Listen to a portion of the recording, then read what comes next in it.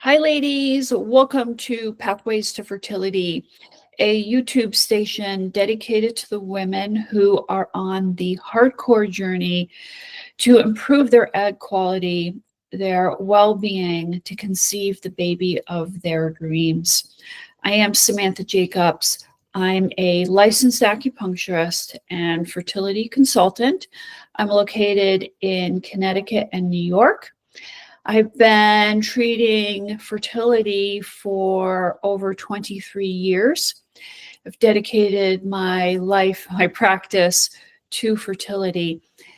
Today, I am back for a second video on stress. My first video on stress, we talked about the research article that clearly is showing how stress impacts fertility, how it leaves its mark on fertility, that it leaves women with subpar fertility. I thought it would be helpful, clarifying for women, what does stress look like when you are on the fertility journey? I want to clarify right now at this point. First of all, I am going to be speaking from my clinical experience. So none of this has been researched. This is what I have seen in my practice. I want to just say my practice is located in the suburbs of New York City, and my perception and view can be skewed because of my location. Different parts of America, different parts of the world have different ways of perceiving stress. And in particular, being outside of New York City, we are a very stressful, high pressure area. So I could be perceiving stress through my patients in a very different way than other parts of the nation. Second of all, I want to clarify, stress that I'm going to be talking about in this video is fertility issues related to well over, I want to say 16 months, well over a year. This is not just 8 months, 10 months. Now, we are talking about quite a considerable journey. This type of stress with infertility is not something where a woman has only tried for 2 or 3 months, okay? So this video is for the women who are truly, this is the hardcore stress of dealing with infertility. Starting out the topic of stress, I am going to define stress in how I understand it and how I explain it to my patients. I describe stress as a perceived threat to our body. Unfortunately, our bodies cannot tell the difference between what is a true threat and what may hurt your heart or wear you down, but actually has no threat to your physical well-being. And I'm going to give an example. So we have a potential physical threat to your well-being. You are walking your neighborhood. One of your neighborhood dogs, the neighbor has let them out. The dog comes running out at you in the street, and it's barking, it's snarling, it's snapping at you, it's showing his teeth, hair up. And you can feel your adrenaline pumping. And in those seconds, your body is going to make a decision what it's going to do. You are looking to maintain your physical safety. Let's look at a huge fight with your mother. You are discussing a problem with your mother, and it becomes really clear that between the two of you, the conversation is escalating, and you can feel your anger is starting to boil over. And you can feel your feelings getting hurt. She's saying snappy, mean things to you, and you can feel like, oh my God, like my heart hurts. How could she say this about me?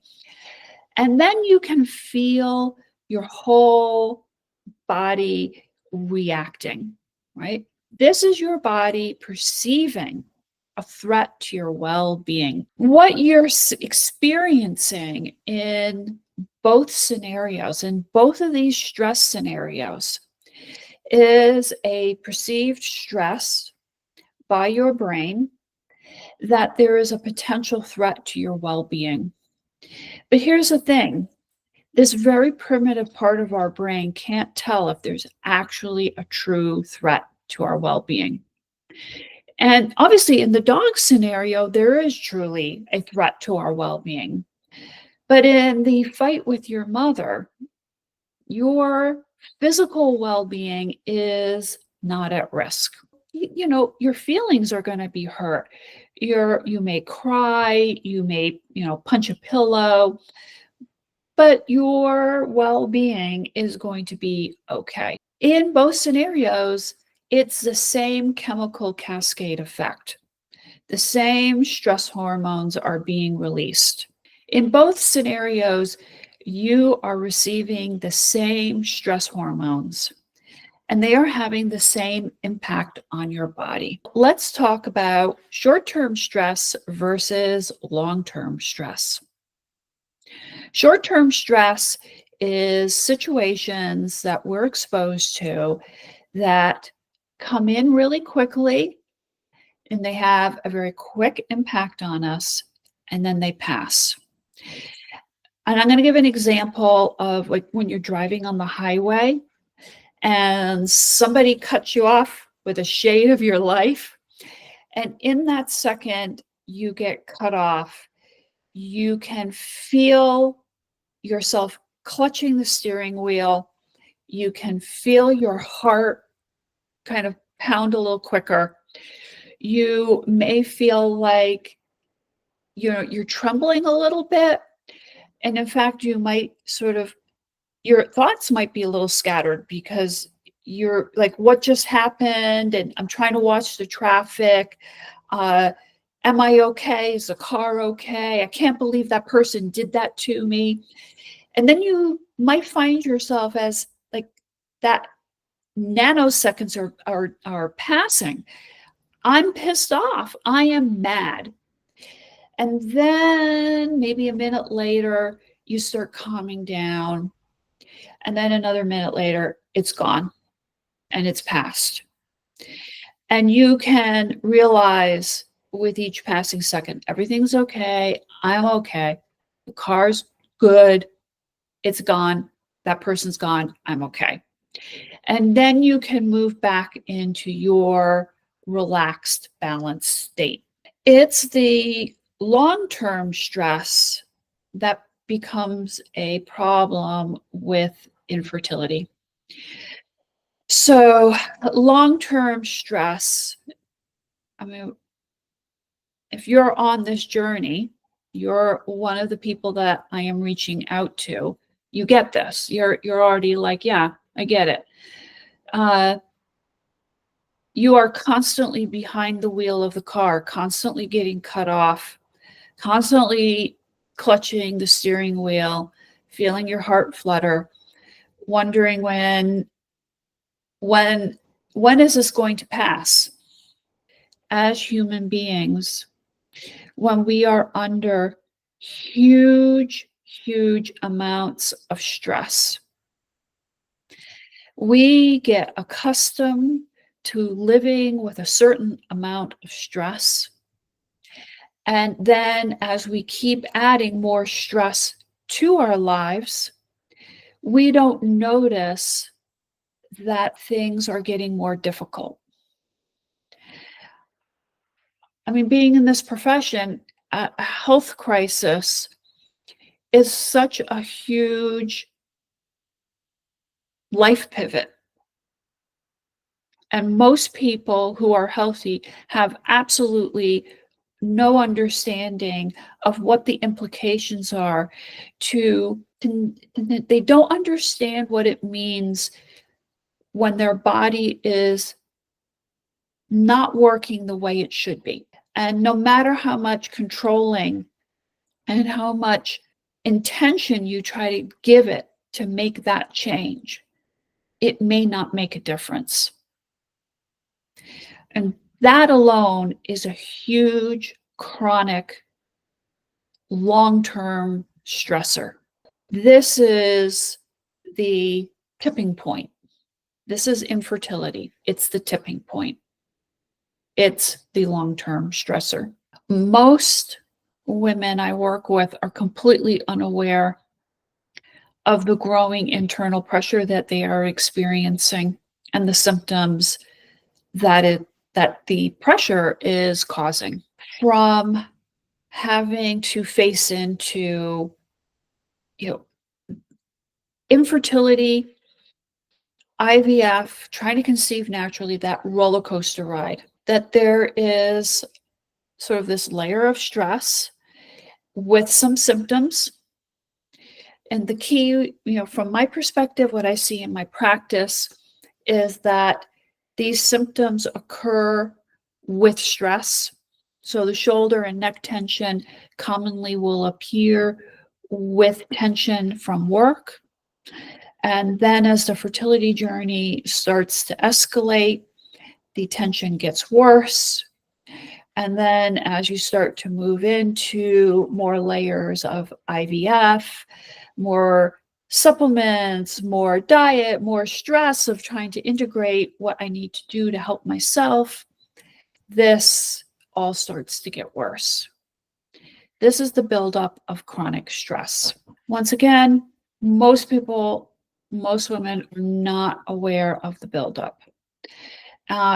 Why? Because the progression is often slow enough that you are becoming acclimated to the problem and how to control it. What happens is then it usually hits a wall where you can't control it, and then it becomes a problem, a physical problem, or a pain point where there needs to be some kind of help.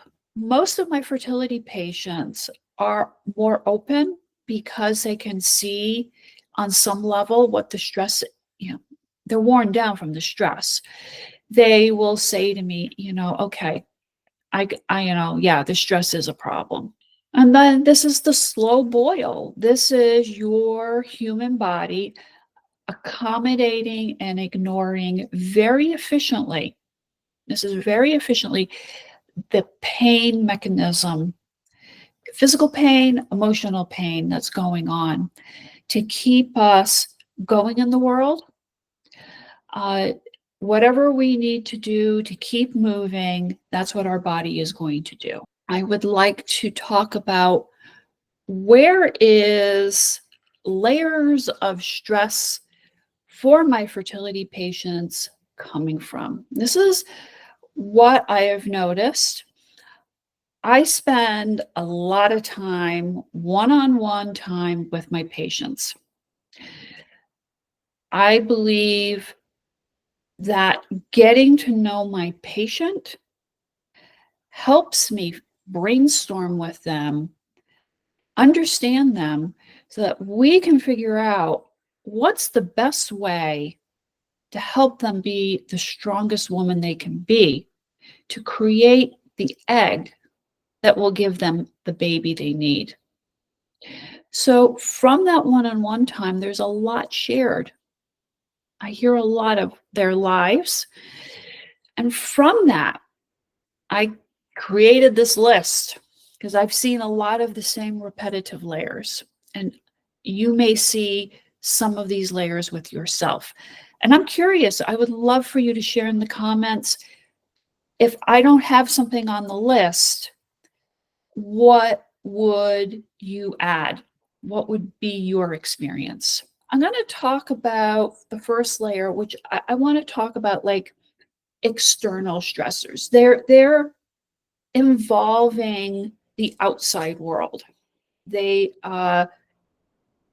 It's the woman interacting with her environment. First one, a very demanding job, trying to get pregnant, deal with infertility, and then have a very demanding job is just, it's massive. I have women who are working 2 to 4 jobs a week, financial problems. So, women working 2 to 4 jobs a week are trying to make a good living.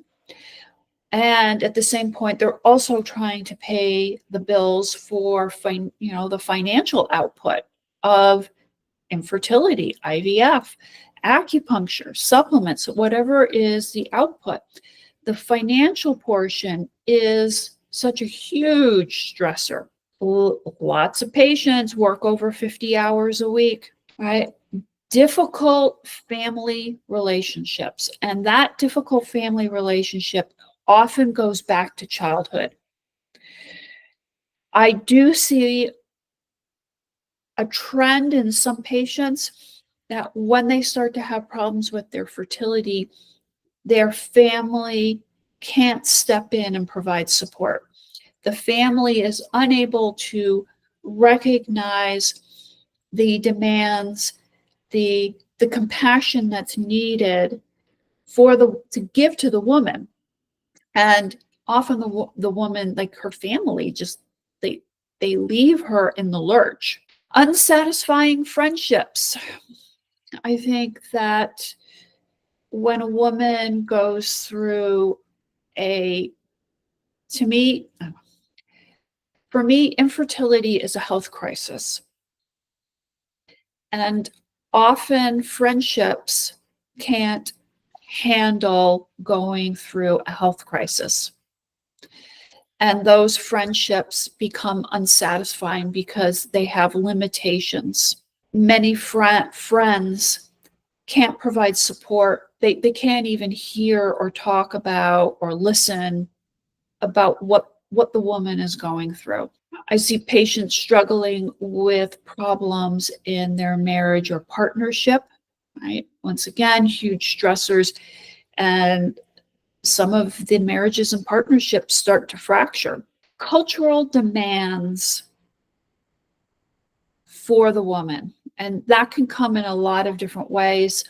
Some of those cultural demands expect her to be financially successful. Some of the cultural demands expect her to make many babies. Cultural demands expect her to look a certain way or behave a certain way. Now I'm going to be talking about internal stressors. Internal stressors are the belief system that we have about ourselves. Often these belief systems have quite a profound effect on us, and often it's not very positive. These internal belief systems create that fight-flight system inside of ourselves, and that will create that subpar fertility scenario. When we start to move away from the belief system, we can improve our fertility. I'm going to list some of these out as a clump because they are so common and they come in different degrees with each other. So, overachieving, holding too much responsibility, desire for perfection, overexercising, diet restriction, eating too much, people pleasing, strong desire to over-control their environment. These come often in different layers to each other. And I give you an example. I can think of a patient who is very over-controlling. She exercises too much, has diet restriction, monitors everything about her diet, and she is a very controlling individual. All the other portions, no, not so much. And I can think of another patient who is totally people pleasing, you know, overeats and holds too much responsibility. These often come together and they're important from my perspective. Let me give you an example, right? Overachieving, right? Working very hard at a job, long hours, demanding a lot from yourself, and then saying to yourself, okay, I need to be perfect. I need to be slim. I need to be a certain weight, which means I need to exercise. So even though I'm really tired and I've worked really hard this week and I don't have energy for it, I'm going to go and exercise. And when I go home, I'm going to restrict what I eat. This particular woman would be overexhausting her adrenals. She would be losing a certain amount of nutritional support by the diet restriction and losing nutritional support through over exercising. Just alone that physical portion of what's going on would impact her fertility. Never mind the portion that's being driven by her belief system that, she needs to be the best at what she can do and she needs to be perfect at it.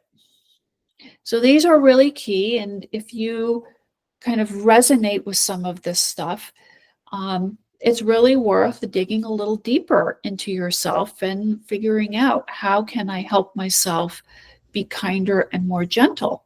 Moving on, unresolved family issues regarding neglect, abused childhood. And these can often lead to being easily triggered, lots of adrenaline response to what has been learned as a child as a threat. These are serious issues that could potentially impact your fertility. Unproductive family relationships marked with manipulation, control, and anger. My patients have often had mothers or fathers or siblings where there is a lot of manipulation, control, and anger that marks every interaction with them, leaving my patients with lots of mixed feelings and a lot of stress. Unfounded health fears.